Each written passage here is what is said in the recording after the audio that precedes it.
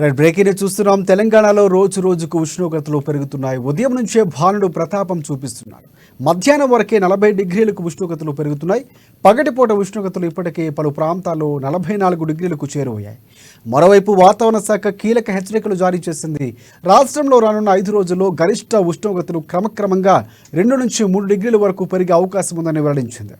ఈ నెల 5 వరకు వేడి తేమ కారణంగా అసౌకర్యమైన వాతావరణం పలు జిల్లాలు ఏర్పడుతుందని ఐఎండీ తెలిపింది. నిర్మల్ జిల్లా వనల్పహాడ్ అలాగే నర్సాపూర్ గ్రామాల్లో అత్యధికంగా 43.5 డిగ్రీల గరిష్ట ఉష్ణోగ్రత నమోదైందని డిపిఎస్ తెలిపింది. ఇక జగిత్యాల జిల్లా జైనాలో 43.4, నల్గొండ జిల్లా మాడుగులపల్లిలో 43.4, మాటూరులో 43.1, పులిచెర్లో 43, ఖమ్మం జిల్లా నేలకొండపల్లి గుబ్బగుర్తులో 43.3, ఇక జోగులాంబ గద్వాల జిల్లా లీలలో 43.2 డిగ్రీల గరిష్ట ఉష్ణోగ్రతలు నమోదవుతున్నట్లు వివరించింది.